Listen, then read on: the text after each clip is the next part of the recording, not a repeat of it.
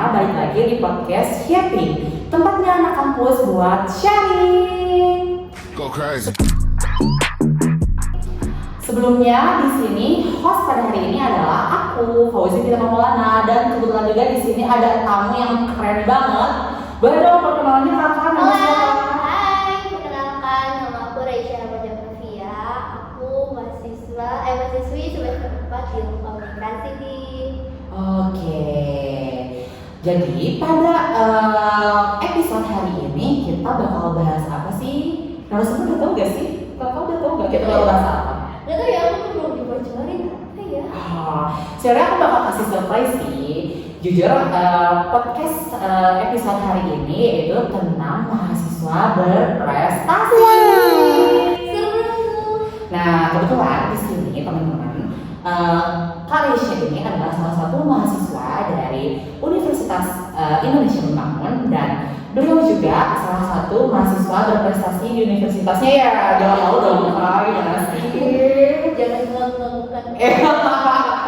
Enggak kan ini sesuai gitu kan, karena aku tuh lihat gitu ya, kalau misalkan di Instagram Inaba gitu official, pasti kan ada kayak WIB gitu kan, waktu Inaba berprestasi, dan kebetulan melihat nih mukanya Karisha tuh ada di upload gitu di Instagram ya kan. Nah mungkin pertama-tama yang mau aku tanyain, bisa sih ceritain sedikit selain kesibukan kuliah tuh apa aja sih di perkuliahan gitu, semisal mengikuti UKM dan apapun itu gitu. Oke, kalau yang pertama tuh aku pernah ngikutin ya UKM aja cuma satu. Awalnya tuh gak ada kepikiran buat ikut UKM PKT. Oh, sebelumnya kepikiran satu tuh apa? Jurnalistik. Oh, oke. Iya, iya, Ya, iya. tapi karena awalnya kan daftarnya harus kayak pakai portofolio gitu kan, mengirimkan portofolio Iya, itu. iya, iya. Tapi kayak terlalu mepet, gak ikut UKM aja deh gitu kan. Iya, iya, iya. Tapi tiba-tiba temen tuh ngajakin ikut UKM PKT yuk gitu. Awalnya kan nggak mau sih, kayak tapi coba aja deh, lanjutin lagi. Iya, iya, iya. Tapi sebelumnya di sekolah pernah ikut ekskul ya? Kalau di sekolah tuh namanya ekskul kan, kalau misalkan di kampus namanya UKM gitu. Iya. Pernah ikut karate atau enggak sih gitu? Waktu SMA atau Nah. SMK gitu? Awal ikut karate itu dari SMP. Oh, berarti melanjutin gitu ya di kuliah tuh? Oke, oke, oke. Makanya kayak awalnya tuh udah mau ikut UKM karate karena udah bosen juga gitu. Iya, iya, Kayak paham di sih. situ lagi karena nggak berproses terus. Jadi kayak udah sakit di latihan. Iya, Aduh, iya. bosen. Tapi tiba-tiba teman, ayo kita ikut UKM karate. Ya udahlah, cobain dulu aja. Tapi ternyata tuh malah ikut kejuaraan terus gitu. Wih, keren banget sih. Tapi ngomong-ngomong apa ya namanya tuh, kegiatannya tuh karate dulu nih. Kira-kira kalau misalnya setelah aku ya di UKM karate ini tuh kayak ada apa namanya tingkatan sabuk ya. Kira-kira kayak Raisya sekarang sabuknya udah sampai mana sih? Kayak kepo banget gitu ya. Kayak apalagi udah pernah masuk ke WIB waktu Inaba berprestasi. Nah, kalau awal tuh aku startnya di waktu itu biru, itu sekarang baru naik ke coklat tingkatan 1. Oke. Oh itu ada berapa tingkatan lagi gitu? Iya, itu tuh ada 10 tingkatan. Oh my god. Sudah. Sekarang baru tingkatan 1 gitu. Nggak ada 10 tingkatan itu aku masuk ya mau ke Q1, jadi Q1 nggak bisa jadi Q9. Q9 Q10 kalau nggak salah ya. Itu tuh mau ke coklat tingkatan 2. Habis coklat tingkatan 2 baru ke hitam. Wis, kalau hitam tuh jadi sensei ya? Enggak juga dong. Bisa jadi sensei tapi bisa juga enggak gitu. Jadi ada kita juga ada tingkatannya dari dan 1 dan 2 sampai dan 3 gitu. Oh my Itu god. benar-benar Oh, dan setiap kenaikan itu juga selalu ada ini ya, tes ya? iya benar. Jadi kayak setiap kenaikan ujian sabuk tuh selalu ada ujiannya juga. Jadi nggak kayak yaudah kamu mau ujian ini yaudah bisa ujian juga. Tapi kayak ujian dari gerakan dasar, kata, terus kayak tahunya juga gitu. Oh. Tes semuanya. Iya, iya, iya. Lumayan juga ya untuk naik ke apa sih namanya tuh tingkatan ya. Jujur, oh my god gitu ya. Nih aku juga mau nanya nih Kak, kan sekarang tuh banyak ya orang tuh yang fokus banget nih sama IPK atau IPS mereka gitu. Tapi kamu tuh malah justru menonjolkan prestasi kamu gitu di bidang karate ini. Nah, yang bikin kamu tertarik untuk menekuni bidang ini tuh di luar kelas tuh kenapa sih gitu? Kenapa kamu pengen lebih menekuni atau lebih menonjolkan ini gitu? Aku juga pasti di kelas juga kan hektik ya selama tugas atau apapun itu gitu. Kenapa sih bisa gitu? Apa motivasinya gitu untuk apa sih menonjolkan gitu di UKM ini, UKM karate gitu? Kalau biaya tuh jadi awalnya tuh aku stres. Oh demi apapun, stres larinya buat cari prestasi lewat karate gitu teman-teman. Awalnya jadi awal masuk ya sebelum masuk kuliah aku memang punya stres berat juga kan. Jadi kayak overthinking apalah gitu. Soal apa nih buat kamu kasih tau ya sih? Jadi soal apa ya tentang ya pertemanan biasanya itu buat aku trauma juga kan ada. Nah karena trauma itu awalnya aku stres banget kayak overthinking terus kayak pokoknya gak jelas lah. Terus masuk ke kuliah kan makin hektik nih. Tugas terus kayak yang lainnya gitu kan kayak harus mengenal baru lagi. Nah kenapa aku lebih fokus ke karate itu karena yang pertama aku lebih memilih capek fisik dibandingkan capek pikiran. Oh, I see. Jadi dialihin. Oke, dialihkannya lebih ke yang bermanfaat ya. Jadi lebih kayak udah mending capek fisik aja dibanding capek pikiran Iya kan. sih, sama. Jadi kayak dialihkan terus kayak makin dialihkan awalnya kayak udah olahraga biasa ikut UKM biasa tapi tiba-tiba kamu Risa pernah ikut kejuaraan nggak? Aduh sih. Yaudah nanti ikut kejuaraan aja. Baru banget aku masuk UKM gitu. Oh, keren banget sih. Itu bener-bener. Oh, O2SN tuh biasanya buat anak tingkat SMA ya? Ya, Iya. awalnya aku pernah ikutan BSN, Wih, cuman keren. kayak nah tiba-tiba waktu sensei bilang, oh udah pernah ikutan, yaudah ikutan kejuaraan. Baru banget itu masuk UKM. Karate. Iya, langsung kayak, udah ikut kejuaraan. Wih. Shock dong. Iya. Tapi tiba-tiba, loh menang. Iya, paham ya.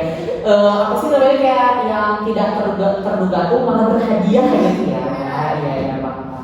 Nah, kalau misalkan untuk apa yang namanya tuh akademik kakak sendiri, apakah dalam pembagian waktunya tuh cukup sulit atau gimana sih gitu kan? Kalau misalkan tadi lebih ke kayak aku kayaknya lagi stres atau aku larinya ke karate nih. Kalau misalkan buat akademik apakah itu tuh tantangan terberat juga untuk membagi waktunya antara akademik dan non akademik gitu?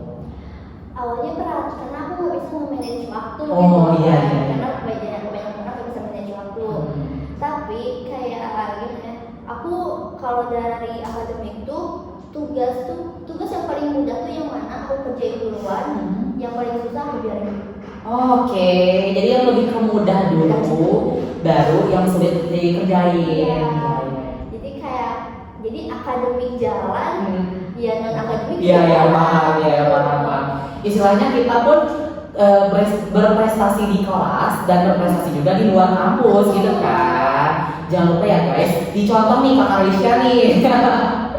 Nah, kalau misalkan aku nih mau boleh spill dong Kak, kira-kira prestasi apa aja sih yang udah selama ini Kakak raih gitu, baik di karate ini gitu kan? Yang menangnya aja terus medal.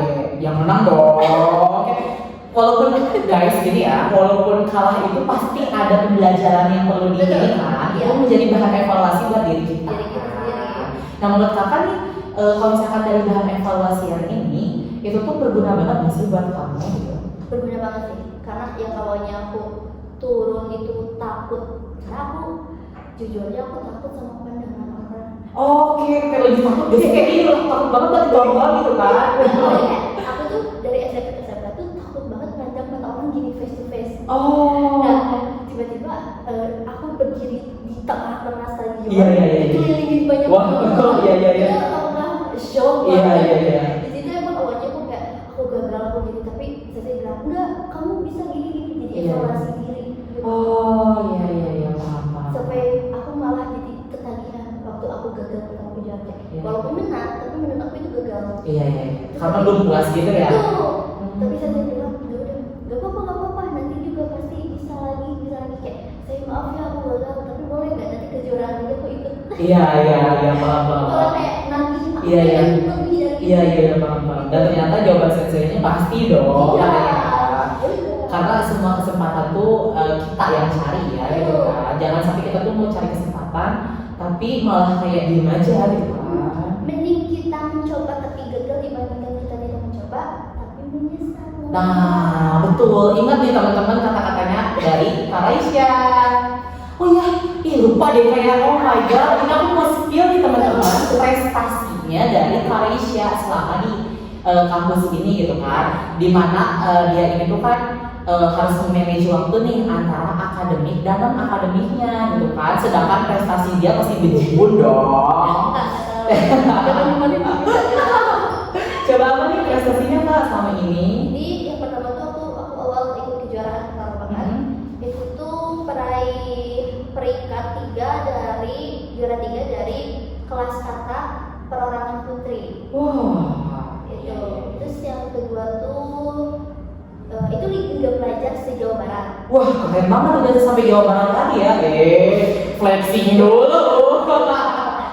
Terus yang kedua masih sama. Sama. Tapi bulannya berbeda. Tapi Liga Pelajar seri 2 Ya. itu tuh juara 2 kata perorangan putri sama juga kelasnya. Oh iya. Cuma sekarang naik nih jadi juara 2. Iya. Evaluasi kan? Iya. Lalu yang ketiga itu ke Jakarta. Wah, sampai Jakarta juga.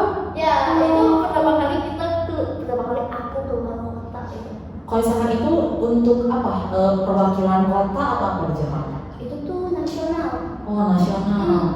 Kayak nasional jadi semua di universitas juga ada gitu beberapa Oh, universitas. keren banget ya. Aku tapi itu tuh masuknya kelas komite yang 55 senior. Senior? Iya, karena nggak ada under Oh, satu. iya. Tapi untungnya aku juara 3 di Yes. Untuk sekelas nasional yang di Jakarta ya susah lah ya, apalagi dapat 3 gitu ya, patut diapresiasi sih. Terus. Nah sekarang yang terbaru. Kapan tuh terbaru tuh? April kemarin, awal April. Oh, di mana? Di sini juga sama, tapi nasional itu kejuaraan Gojuriu. Apa tuh Gojuriu? Jadi semua dari se-Indonesia yang punya perguruan Gojuas. Jadi kan karena itu ada perguruan kayak BKC, Lempari, terus Inkanas, Gojuas. Nah tapi ini kejuaraannya khusus Gojuas semua. Kita dari Sulawesi, Waduh. dari Lampung, Banten, Iya. semuanya. Keren banget nih. Nah kalau itu aku dapat peringkat alhamdulillahnya juara 1. Keren Juara banget. 1 under 21 Kubito Putri ini 50 kg. Dan juga alhamdulillahnya aku dapat juara 1 best of best dalam kelas under 21. Oh my god, guys, kayak jujur aku dari awal speechless gitu loh, kayak mungkin yang awalnya tuh kayak dari bahan evaluasian gitu kan, jadi kayak segimanapun kita berusaha pasti ada hasilnya kan, kayak lebih kayak wah, keren banget.